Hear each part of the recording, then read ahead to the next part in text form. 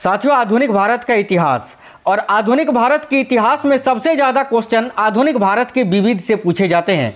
तो आज की इस क्लास में विविध यानी स्टैटिक जीके के टॉप 100 क्वेश्चंस देखेंगे हिस्ट्री के। तो ये क्लास आपके सभी एग्जाम्स के लिए इंपॉर्टेंट होने वाले हैं। आप चाहे किसी भी एग्जाम की तैयारी कर रहे हो, आधुनिक भारत के इतिहास का ये क्लास आपको आज कंप्लीट देखना है। इस क्लास में टोटल 100 क्वेश्चंस हैं जो कि मोस्ट इंपॉर्टेंट क्वेश्चंस हैं आपके सभी एग्जाम्स के लिए। चलिए फिर आधुनिक भारत के विविध को समाप्त करते हैं आज इसी क्लास में, और पूरे 100 प्रश्न आज हम लोग बहुत ही कम समय में पढ़ते हैं। नमस्कार साथियों, मेरा नाम है सुभाष राज और स्वागत है आप सभी साथियों का एक्समार्ट स्टडी 2.0 यूट्यूब चैनल पर। तो आज के क्लास का पहला क्वेश्चन है, 27 दिसंबर 1911 में पहली बार जन गण मन कहीं पर गाई गई थी, तो वह जगह कौन सी थी? तो देखिए 27 दिसंबर 1911 में जो भारत का राष्ट्रगान है जन गण मन, इसको पहली बार गाया गया था। और कहाँ पर गाया गया था? तो याद रखना, कांग्रेस के कोलकाता अधिवेशन में। तो राइट आंसर होगा ऑप्शन नंबर सी, कोलकाता। और साथियों, ये जो जन गण मन गान है इसके रचयिता कौन है? तो रविंद्रनाथ टैगोर, ये आपको याद रखना है। देखिए नेक्स्ट है, भारत में पहला समाचार पत्र किसने शुरू किया था? बहुत इंपॉर्टेंट क्वेश्चन है, याद रखिएगा। भारत में पहला समाचार पत्र जो है वह जेम्स ए हिक्की ने शुरू किया था। तो करेक्ट आएगा option number D, James Hickey. अगला क्वेश्चन है, द व्हील्स ऑफ हिस्टोरी नामक पुस्तक के लेखक कौन है? वेरी इंपॉर्टेंट क्वेश्चन है ये भी। तो देखिए, द व्हील्स ऑफ हिस्ट्री, इस पुस्तक के लेखक कौन है? तो याद रखना, Ram Manohar Lohia. Option number B correct होगा, राम मनोहर लोहिया, याद रखना है। अगला है, पोस्ट ऑफिस, इस पुस्तक के लेखक कौन है? तो भाई पोस्ट ऑफिस के लेखक कौन है ये आपसे पूछा जा रहा है। तो याद रखना, पोस्ट ऑफिस के भी लेखक है रविंद्रनाथ टैगोर। तो इस क्वेश्चन का करेक्ट आएगा ऑप्शन नंबर ए, रविंद्रनाथ टैगोर। अगला है, निम्नलिखित में से किसे इस्पात का चौकाठा, ठीक है, यानी स्टील फार्म की संज्ञा दी गई है? तो याद रखिएगा साथियों, इस्पात का चौकाठा की संज्ञा किसे दिया गया है? तो ICS को, यानी इंडियन सिविल सर्विस को, भारतीय नागरिक सेवा को। ठीक है, करेक्ट आएगा ऑप्शन नंबर ए। आगे देखिए, गोदान किसकी रचना है? तो साथियों, गोदान और गबन ये दोनों एक ही लेखक के द्वारा रचित है और वो लेखक है मुंशी प्रेमचंद। तो करेक्ट आएगा ऑप्शन नंबर ए, प्रेमचंद। आगे देखिए, भारत भारती के रचनाकार कौन है? बहुत इंपॉर्टेंट क्वेश्चन है। तो भाई याद रखिएगा, भारत भारती के रचनाकार कौन है? तो याद रखिए, मैथिली शरण गुप्त। करेक्ट है ऑप्शन नंबर डी। आगे देखिए, सैडलर आयोग का संबंध किससे था? तो ध्यान से देखिए, सैडलर आयोग ये किससे संबंधित था? तो भाई याद रखिएगा, शिक्षा से। जब भी ये क्वेश्चन पूछे सैडलर आयोग का संबंध किससे था, आपको आंसर करना है शिक्षा से। नेक्स्ट है, ब्रिटिश ने भारत में प्रांतीय स्वायत्तता कब से लागू कर दिया था? बहुत अच्छा क्वेश्चन है। तो देखिए, ब्रिटिशों ने भारत में प्रांतीय स्वायत्तता को कब से लागू कर दिया था? तो भाई याद रखिए, भारत सरकार अधिनियम 1935 से। इस क्वेश्चन के लिए करेक्ट आएगा ऑप्शन नंबर डी, भारत सरकार अधिनियम 1935। अगला क्वेश्चन है, खिलाफत आंदोलन का आरंभ किया था किसने? तो देखिएगा, खिलाफत आंदोलन को किसने शुरू किया था? काफ़ी अच्छा क्वेश्चन है, याद रखिएगा, अली बंधुओं ने 1920 में। ठीक है, याद रखिए, अली बंधुए करेक्ट आंसर हो जाएगा। अगला, भारत में सिविल सेवाओं का सूत्रपात किसने किया था? काफ़ी अच्छा क्वेश्चन है। तो भाई भारत में सिविल सेवाओं का सूत्रपात किसने किया था? तो लॉर्ड कर्नवालिस ने। राइट आएगा साथियों option number D. Next question है, अमृत बाजार पत्रिका की स्थापना किसने की थी? तो देखिए, अमृत बाजार पत्रिका की स्थापना की थी शिशिर कुमार घोष ने। ऑप्शन नंबर डी राइट होगा, शिशिर कुमार घोष। अगला है, निम्न अखबारों में से कौन मुख्यतः उदारवादियों की नीतियों का प्रचारक था? यानी इनमें से कौन सा अखबार है जो कि उदारवादियों की नीतियों का प्रचार किया करता था? तो याद रखिए, लीडर। करेक्ट आएगा ऑप्शन नंबर बी, लीडर। झंडा गीत किसने लिखा है? तो वह झंडा गीत को किसने लिखा था? तो करेक्ट आएगा साथियों, श्यामलाल गुप्त पार्षद जी ने। करेक्ट आएगा ऑप्शन नंबर डी, श्यामलाल गुप्त पार्षद। अगला है, नागरिक सेवाओं यानी सिविल सर्विसेज के लिए प्रतियोगी परीक्षा प्रणाली को सिद्धांततः कब से स्वीकार किया गया है? यानी साथियों, नागरिक सिविल सर्विसेज के लिए जो कॉम्पिटिटिव एग्जाम होता है इसको कब से शुरू किया गया? तो 1853 से, याद रखना ऑप्शन नंबर बी राइट होगा। उपन्यास दुर्गेश नंदनी के लेखक कौन है? काफ़ी अच्छा क्वेश्चन है। ये जो उपन्यास है दुर्गेश नंदनी, इसके लेखक कौन है? तो याद रखना, बंकिम चंद्र चटर्जी। करेक्ट है ऑप्शन नंबर डी। भारतीय राजनीति में 1947 के बाद किस महिला ने सर्वाधिक योगदान दिया? तो याद रखिएगा, भारतीय राजनीति में 1947 के बाद किस महिला ने सर्वाधिक योगदान दिया? तो भाई अरुणा आसफ अली ने। करेक्ट है option number A Aruna Asaf Ali. Vande Mataram गीत किसने लिखा था? साथियों वंदे मातरम जो कि भारत का राष्ट्रीय गीत है, इसको किसने लिखा था? तो याद रखिए यहाँ आपका करेक्ट आंसर होगा बंकिम चंद्र चटर्जी जी ने। ऑप्शन नंबर सी करेक्ट हो जाएगा। नेक्स्ट क्वेश्चन है आनंद मठ के लेखक कौन है? तो भाई आनंद मठ के लेखक भी बंकिम चंद्र चटर्जी है। ऑप्शन नंबर बी करेक्ट आएगा। भूदान आंदोलन किसने प्रारंभ किया था? काफ़ी अच्छा क्वेश्चन है, ध्यान से देखिएगा। तो भूदान आंदोलन को किसने प्रारंभ किया था? याद रखिए आचार्य विनोबा भावे जी ने। ठीक है, आचार्य विनोबा भावे जिन्होंने भूदान आंदोलन को प्रारंभ किया था। अगला लाइफ डिवाइन पुस्तक के लेखक कौन है? काफ़ी अच्छा क्वेश्चन है, याद रखना। लाइफ डिवाइन पुस्तक के लेखक है Arvind Ghosh. Option number D correct होगा। नेक्स्ट क्वेश्चन है बंगाल की एशियाटिक सोसाइटी के प्रवर्तक कौन थे? तो भाई बंगाल की जो एशियाटिक सोसाइटी है इसकी स्थापना हुई थी कब? तो 1784 में। और इसके प्रवर्तक कौन थे? तो याद रखिए sir William Jones. Option number B यहाँ राइट होगा। भारत की संविधान सभा किसके अनुसार गठित की गई थी? काफ़ी अच्छा क्वेश्चन है, याद रखना कैबिनेट मिशन योजना के तहत 1946 में। साथियों ध्यान से देखिए, ये जो क्वेश्चंस आपको आज करवा रहे हैं ना, ये बहुत ही महत्वपूर्ण क्वेश्चंस हैं। नेक्स्ट है प्रथम भारतीय नोबेल पुरस्कार विजेता कौन थे? यानी वह प्रथम भारतीय जिनको नोबेल पुरस्कार मिला था। तो रविंद्रनाथ टैगोर। सन 1913 में इनकी जो पुस्तक थी गीतांजलि, उनके लिए उसी पुस्तक के लिए इनको नोबेल पुरस्कार दिया गया था। अगला है हमारा राष्ट्रीय गीत वंदे मातरम कहाँ से संकलित है? तो भाई वंदे मातरम जो हमारा राष्ट्रीय गीत है इसको आनंद मठ से लिया गया है। तो राइट आएगा आनंद मठ। भारत का राष्ट्रीय पंचांग किस संवत पर आधारित है? तो देखिए भारत का जो राष्ट्रीय पंचांग है वो किस संवत पर आधारित है? तो शक संवत पर। करेक्ट है ऑप्शन नंबर सी शक संवत। दिल्ली में केंद्रीय सचिवालय के उत्तरी और दक्षिणी खंडों का वास्तुविद कौन था? तो देखिए दिल्ली में केंद्रीय सचिवालय के उत्तरी और दक्षिणी खंडों का जो वास्तुविद था वो कौन था? तो एडवर्ड लुटियंस। करेक्ट आएगा ऑप्शन नंबर ए। अगला निम्नलिखित में से कौन सी कृति रविंद्रनाथ टैगोर की नहीं है? यानी इनमें से किसकी रचना रविंद्रनाथ टैगोर ने नहीं की है? तो भाई देखिए चित्रा, द कोर्ट डांसर और चित्रांगदा, इन तीनों के लेखक रविंद्रनाथ टैगोर है, लेकिन कपाल कुंडला के लेखक है बंकिम चंद्र चटर्जी। तो यहाँ आपका राइट आएगा ऑप्शन नंबर बी। आगे देखिए नेक्स्ट है भारत की शासन व्यवस्था में पहली बार प्रतिनिधि एवं लोकप्रिय तत्वों को सम्मिलित करने का प्रयास किस माध्यम से किया गया था? तो राइट आएगा 1892 का भारतीय परिषद अधिनियम के द्वारा। अगला है किस गवर्नर के कार्यकाल के दौरान 1921 ईस्वी में कलकत्ता में विक्टोरिया मेमोरियल हॉल का निर्माण कार्य पूरा हुआ था? तो भाई याद रखना करेक्ट आएगा लॉर्ड रीडिंग के समय में। ठीक है, आगे देखिए नई दिल्ली शहर के रूपांकन में कौन शामिल था? तो याद रखना करेक्ट आएगा एडवर्ड लुटियंस और एडवर्ड बेकर। नेक्स्ट क्वेश्चन है किसने 1898 ईस्वी में बनारस में सेंट्रल हिंदू कॉलेज स्थापित किया जो बाद में बनारस हिंदू विश्वविद्यालय का केंद्र बन गया? तो देखिए सबसे पहले 1898 में बनारस में सेंट्रल हिंदू कॉलेज को स्थापित किया था एनी बेसेंट ने, और उसके बाद फिर जो है ना बनारस हिंदू विश्वविद्यालय को किसने स्थापित किया था? तो याद रखिए मदन मोहन मालवीय जी ने। नेक्स्ट है भारत के राष्ट्रीय ध्वज का डिजाइन किसने तैयार किया था? तो करेक्ट आएगा ऑप्शन नंबर डी पिंगली वेंकैया ने। आगे देखिए देवदास उपन्यास के रचनाकार कौन है? काफ़ी अच्छा क्वेश्चन है। तो याद रखिए देवदास उपन्यास के रचनाकार हैं भाई शरद चंद्र चट्टोपाध्याय। करेक्ट आएगा ऑप्शन नंबर बी। आगे देखिए प्रेम पच्चीसी के रचनाकार कौन है? तो याद रखना करेक्ट आएगा मुंशी प्रेमचंद। ऑप्शन नंबर ए।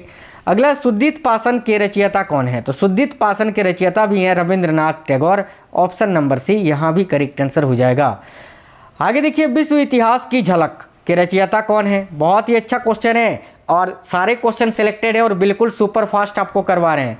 तो भाई विश्व इतिहास की झलक के रचयिता कौन है? याद रखिए जवाहरलाल नेहरू। ऑप्शन नंबर ए।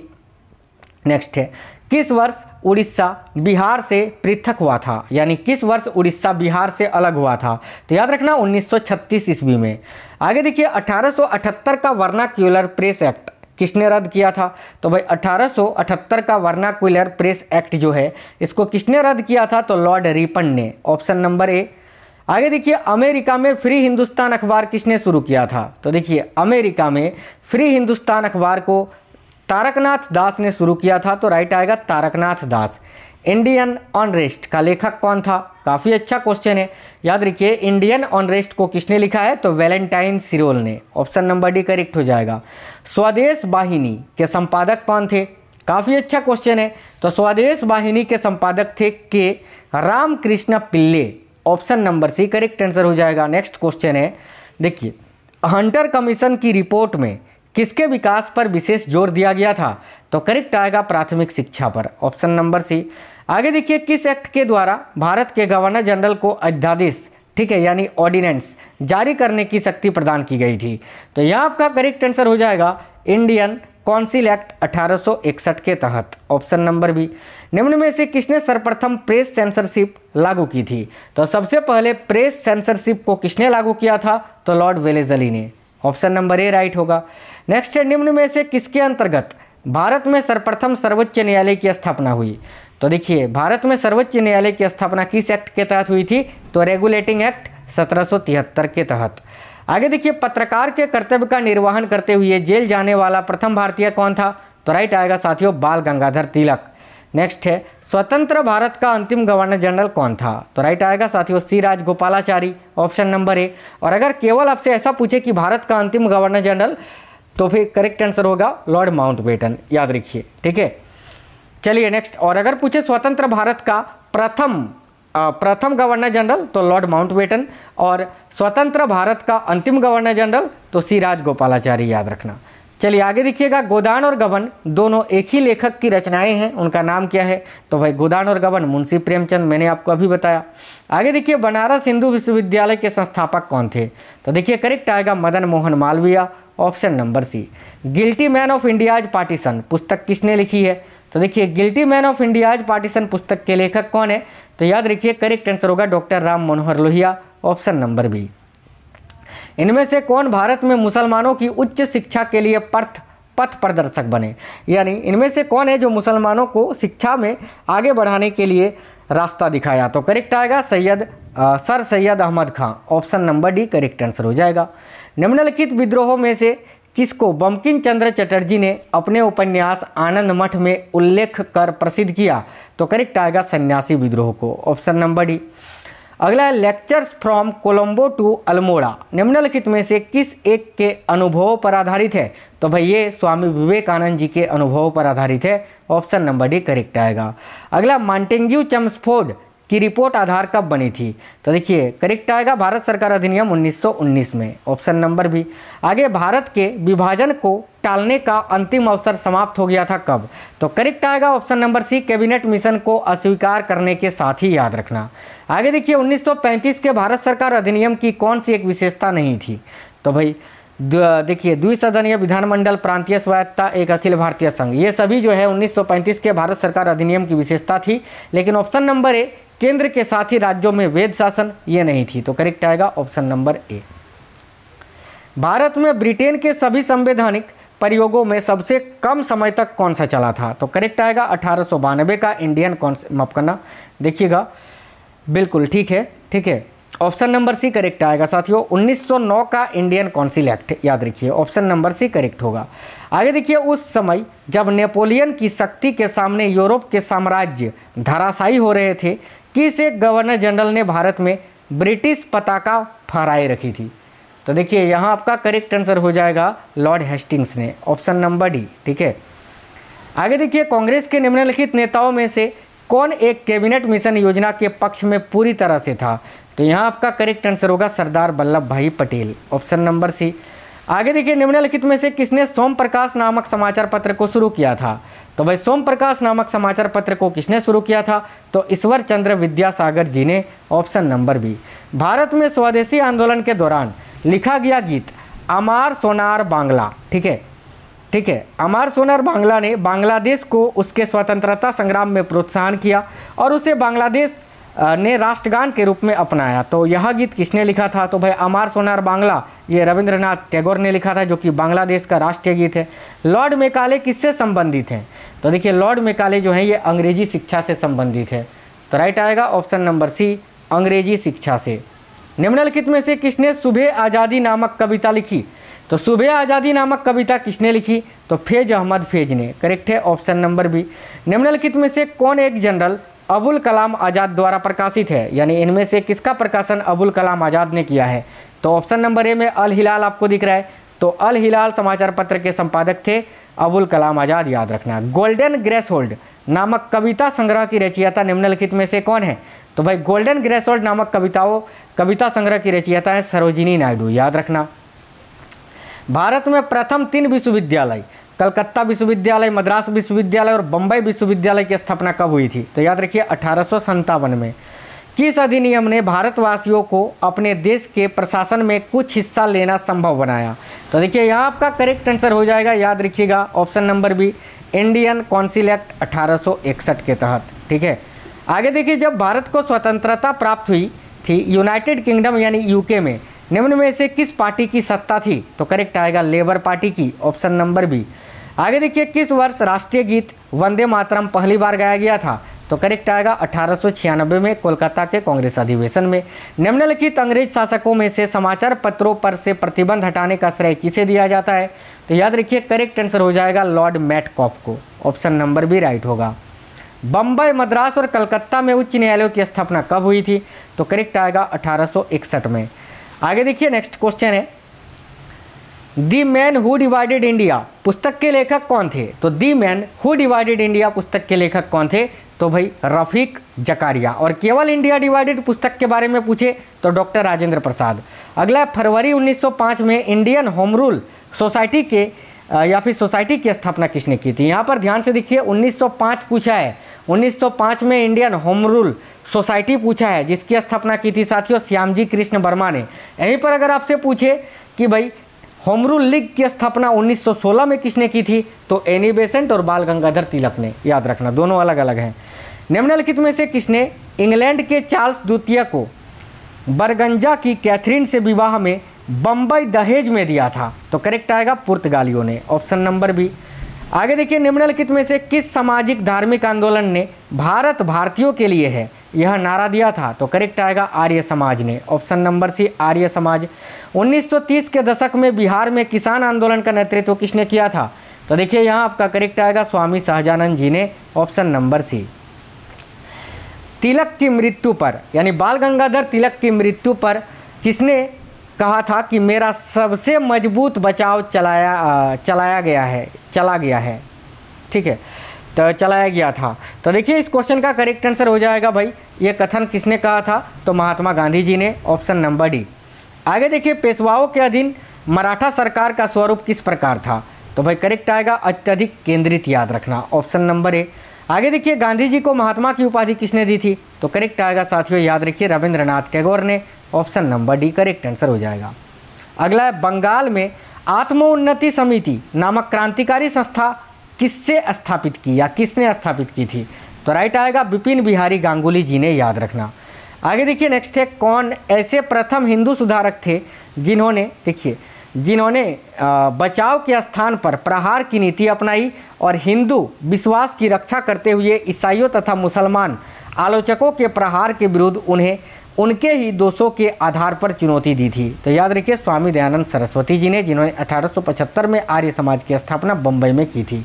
अगला, सुभाष चंद्र बोस ने कब अपने सैनिकों से कहा था कि तुम मुझे खून दो मैं तुम्हें आज़ादी दूंगा? तो करेक्ट आएगा ऑप्शन नंबर ए, राजधानी को सिंगापुर से रंगून स्थानांतरित करते समय, याद रखना।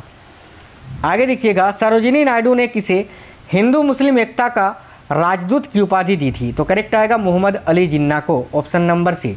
भारत में पहली अंग्रेजी फैक्ट्री कहाँ स्थापित हुई थी? तो करेक्ट आएगा सूरत में, option number A. Young Bengal के प्रवर्तक कौन थे? तो साथियों यंग बंगाल के प्रवर्तक थे हेनरी लुई विनियम डेरोजियो। आगे देखिए नेक्स्ट है, मोहम्मद एंग्लो ओरिएंटल कॉलेज की स्थापना किसने की थी? तो देखिए यहाँ आपका करेक्ट आंसर होगा सर सैयद अहमद खान ने, option number B. Swami Dayanand Saraswati ने आर्य समाज की स्थापना कहाँ की थी? तो बम्बई में, कब? तो 1875 में। आगे देखिएगा, ब्रह्म समाज और उसके समर्थकों को देखिए, क्या ब्रह्म समाज के बारे में इनमें से कौन सा कथन सही है ये पूछा जा रहा है? तो उपयुक्त तीनों। देखिए, जाति प्रथा का विरोध किया गया था, विधवा पुनर्विवाह का समर्थन किया गया था और आधुनिक शिक्षा का स्मरण किया गया था ब्रह्म समाज के द्वारा। ब्रह्म समाज की स्थापना साथियों देखिए 1828 में राजा राममोहन राय जी के द्वारा किया गया था, याद रखना। आगे देखिए, राजा राममोहन राय के संबंध में क्या गलत है? देखिए, वे उच्च शिक्षा प्राप्त बंगाली थे, ये बिल्कुल सही है। उन्होंने सती प्रथा का विरोध किया ठीक है, उन्होंने सती प्रथा का विरोध किया, ये भी सही है। उन्होंने अंग्रेजी शिक्षा का विरोध किया, ये गलत है, क्योंकि उन्होंने अंग्रेजी शिक्षा का विरोध नहीं उसका समर्थन किया था। उसके बाद उन्होंने ब्रह्म समाज की स्थापना की, ये भी सही है। केवल ऑप्शन नंबर सी गलत है, यही आंसर होगा। 1940 में गांधी के व्यक्तिगत सत्याग्रह हेतु पहला नेता किसे चुना गया था? तो व्यक्तिगत सत्याग्रह के पहले नेता थे Vinoba Bhave, option number B correct होगा। आगे देखिए, क्रिप्स मिशन किस वर्ष भारत आया था? तो करेक्ट आएगा साथियों 1942 में। स्वतंत्रता हासिल करते समय भारतीय राष्ट्रीय कांग्रेस के अध्यक्ष कौन थे? तो करेक्ट आएगा जेबी कृपलानी या आचार्य कृपलानी। अगला है 1920 में अखिल भारतीय ट्रेड यूनियन कांग्रेस की स्थापना किसने की थी? तो भाई याद रखना करेक्ट आएगा NM जोशी ने। नेक्स्ट है, भारत में प्रथम कपड़ा मिल कहाँ पर स्थापित की गई थी? तो देखिए करेक्ट आएगा ऑप्शन नंबर ए बम्बई में। अगला है, लॉर्ड कर्नवालिस ने स्थायी बंदोबस्त किसके साथ किया था? तो भाई करेक्ट आएगा जमींदारों के साथ, ऑप्शन नंबर डी। बेसिन की संधि कब हुई थी? तो साथियों बेसिन की संधि 1803 ईस्वी में हुई थी, याद रखना। अगला क्वेश्चन है, खाफी खां द्वारा लिखित पुस्तक का नाम क्या है? तो खाफी खां ने इनमें से कौन सी पुस्तक लिखी है? तो ऑप्शन नंबर बी करेक्ट होगा, मुंतखब उल लुबाब, याद रखिएगा। नेपाल के विरुद्ध निम्न में से किस अंग्रेज सेनापति को विजय मिली थी? तो देखिए करेक्ट आएगा option number C, Ochterlony को, याद रखना। ठीक है, आगे देखिए एक क्वेश्चन और है अभी। देखिए, ब्रिटिश संसद के लिए चुने जाने वाले प्रथम भारतीय इनमें से कौन थे? तो भाई ब्रिटिश संसद के लिए चुने जाने वाले पहले भारतीय कौन थे? इस क्वेश्चन का आंसर आप लोग कमेंट बॉक्स में कमेंट करके बताइए। उसके बाद मैं एक क्वेश्चन आपको और बताऊंगा। इस क्वेश्चन का आंसर क्या होगा कि ब्रिटिश संसद के लिए चुने जाने वाले पहले भारतीय विट्ठल भाई पटेल, दादा भाई नौरोजी, जेबी कृपलानी या सरदार वल्लभ भाई पटेल, चारों में से कोई एक आंसर होगा। सभी लोग कमेंट कर दीजिए। एक क्वेश्चन और है कि अखिल भारतीय कांग्रेस लॉर्ड डफरिन का मस्तिष्क शिशु है, यह कथन किसने कहा था? तो यह कथन कहा था लाला लाजपत राय जी ने। तो साथियों पूरे 101 क्वेश्चंस थे आज के इस क्लास में। उम्मीद करते हैं आपको क्लास पसंद आया होगा। और साथियों अगर क्लास पसंद आया है तो वीडियो को एक लाइक और अपने दोस्तों के साथ ज़रूर शेयर करिए। इस क्लास को ज़्यादा से ज़्यादा अपने दोस्तों के साथ शेयर करिएगा। साथ ही में आप हमें कमेंट बॉक्स में बताना आपको क्लास कैसा लगा है। और अगर आप में से कोई भी साथी नए हैं चैनल को सब्सक्राइब जरूर कर लेना। मिलते हैं नेक्स्ट वीडियो में, तब तक के लिए जय हिंद, वंदे मातरम।